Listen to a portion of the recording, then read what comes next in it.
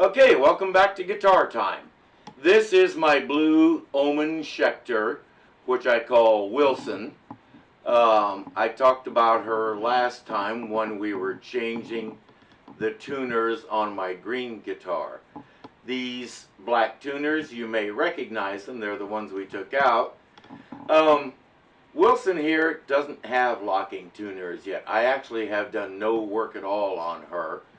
So today we're going to fix that, and we're going to upgrade her to these terrific hip shot tuners.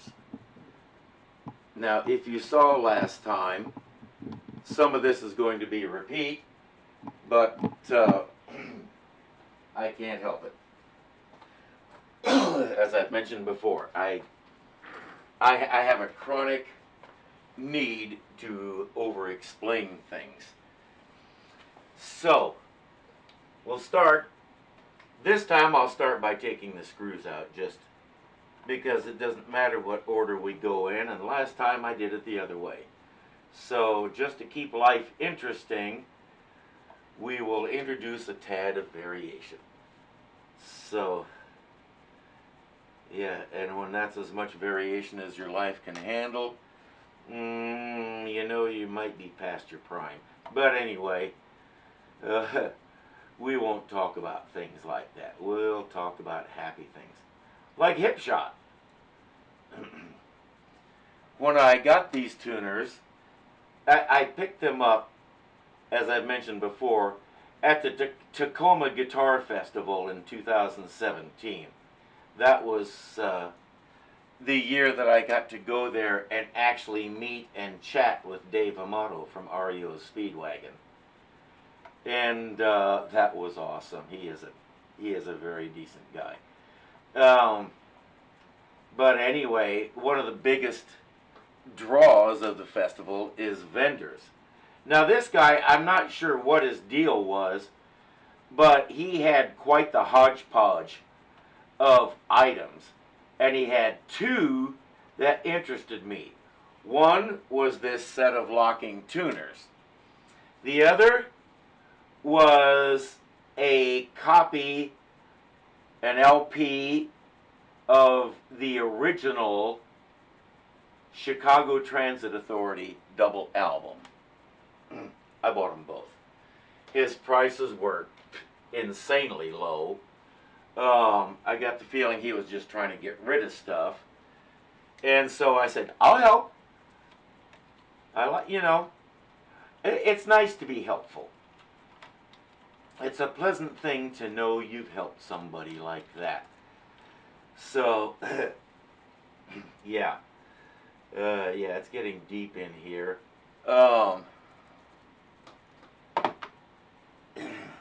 And so, I picked those up, and I brought them on home, went to put them in, and discovered one of these little collars was missing. It was lacking. And I have to say, the guy told me that up front. He mentioned that there was one part missing, but I should be able to contact Hip Shot for a replacement. And so I hopped onto their website, described what I had, and they said, can you send us a picture of it? And I said, okay. They said, how much does one cost? And they said, well, do you want black or do you want chrome? And I said, well, I think chrome would go nicely. And they said, okay, we'll send you a new set. No charge. They sent me a complete set of 6, which was good because all the other collars that I already had for these things were black. But when I found out that they were going to send me an entire set, I said, I think I'll change it over. And so, again, now I have also used Hip Shot's drop trigger on a bass to drop the E string down, and that is an awesome invention. So, yeah, with all of that, yeah, I'll buy from them again. I let me specify they are not a sponsor. I don't have any sponsors except you guys. And so it's just, they're a company that has taken good care of me. And so, shout out to them. Alright, as you can see, the old ones are out. I'm going to go ahead and wipe down this headstock real good. Simply because it hasn't had a good cleaning and polishing in a very, very long time. That's probably obvious to the general public eye, but yeah, this guitar is, I mean, it's just awesome. It's got a Les Paul style dual humbucker pickup configuration, and you'd think with that you might have kind of a limited range of sounds, but I mean, she can sound like anything. It's just amazing the range of expression that it's possible to pull out of this guitar. I mean, yeah, I fell in love the first time I played it. And unlike a bunch of others that I went through before I discovered her, I didn't take her back. And now, there were lots of others that I took back. One, I actually got it home and I discovered that, yeah, the neck was warped. That doesn't go that way. That's the wrong side. Okay. There we go. All right. So I'm a little bass-ackwards here, but as long as I know it, I can deal with it. And I think I'm gonna kind of like having the black tuners on this too, because I decided to do it. Okay, let me back up a little bit. I have two guitars with this type of headstock, aside from the one I just built. The other one is my Oscar Schmidt Les Paul. And I thought about putting these on that one. But I finally decided to put them on this one because this one has black pickups. My Oscar Schmidt has silver pickups. I decided having them match might be a good idea. So black pickups, black tuners, silver pickups, silver tuners.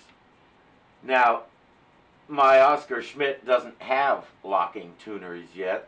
Again, that's one that I haven't actually done anything to, except play the heck out of it. It's a sweet guitar. And so I still need to look toward putting some on it. But that's a matter for another day. For now, I decided to just go ahead and go black on black and silver on silver. It seemed to be symmetrical. Let's put it that way. And now here again, changing tuners is just ridiculously easy. I mean, it's if I can do it like this without half thinking about it while I'm sitting here talking to you, believe me, it's easy to do, because being as ADD as I am, I'm able to split my concentration several ways. But if this was really that hard, I would not be splitting it. You wouldn't be hearing much of anything out of me. I would be zeroed in on what I'm doing here. And, yeah, probably fretting a lot inside. Not with a tuner replacement project, because these I mean, these are the soul of simplicity. I'm dealing with our problem child, and you probably already figured that out. Yeah, as we know, there is always one. There always has to be one rebel kid in the family that just it isn't like the others. One of these things is not like the others. So, and it's no different with the inanimate objects. In fact, it may be worse with the inanimate objects. I can't say for sure, but sure seems that way some days, doesn't it? All right. Okay, those are all snugged down and they're even with each other. So, let's do the same over here. Now, I am going to have to drill all new holes for these. I already took a look at that. And, yeah, the two styles are not even remotely close to each other. Now, those tuners that I took off of this are very good ones. They're nice and tight. They have good smooth action. They stay put. I have no complaints at all about Schechter's stock tuners, except that they don't lock.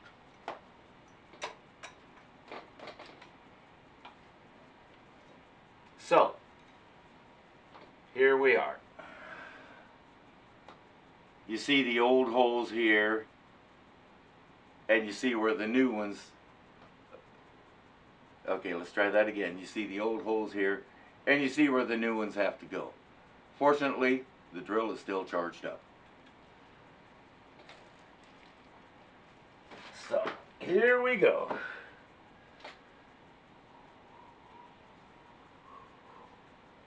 I'm going to have to move this light.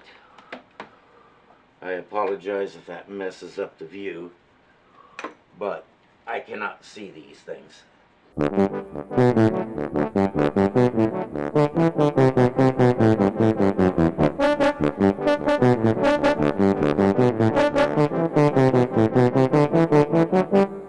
That was more work than it should have been, but at least I can see what I'm doing now. So, here we go.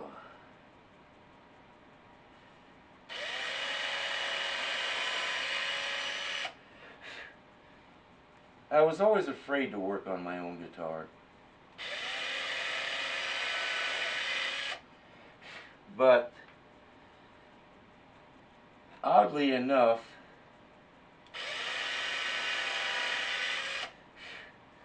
it was a computer geek friend of mine way back in my early days of computers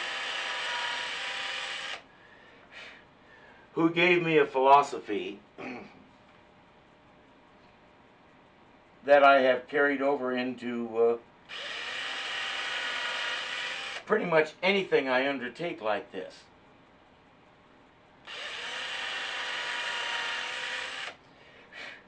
And what he told me was, there's nothing you can do to that thing that can't be fixed. Well, smart aleck that I am, I couldn't let that go by. So I said, oh yeah? How about if I take a hammer and put it through the monitor? He said, buy another one. I didn't have a comeback for that. But that was a very long time ago. That was probably around 1993 or 4. But since then, I've taken that idea and I've realized he's right, and not just about computers. He's right about guitars. He's right about cars. You know, appliances, anything. He's absolutely right. There is nothing I can do to it that can't be either fixed or replaced. So, why not try? I might save some money. It might end up costing me extra money. But you know what? I will have learned something. And that, I know I preach on that a lot, but that really is something nobody can take away from me. And it is something that I can look upon with pride for the rest of my life. So, and he was not exaggerating, because I was a professional freelance writer at the time. And so the computer was kind of my life's blood. And except I had always used a typewriter. When I moved from Denver to where the heck am I, Wyoming,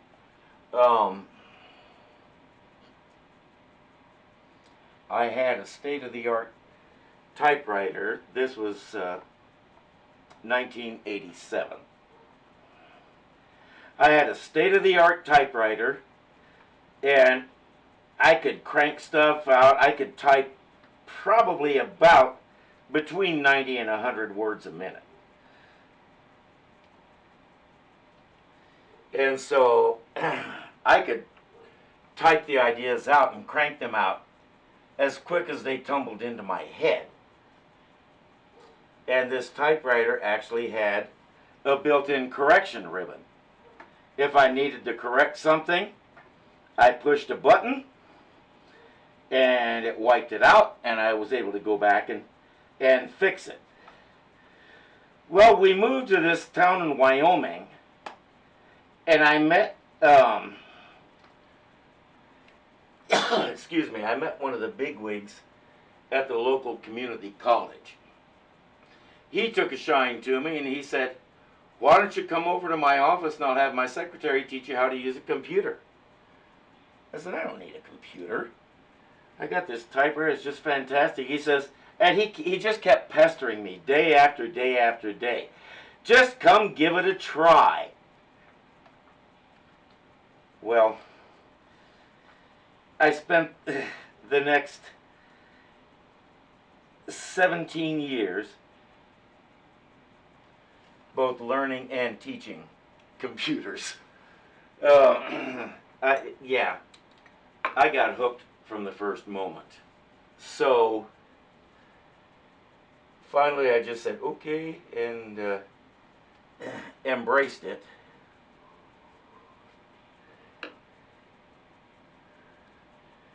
So I am no kind of a prophet of any kind.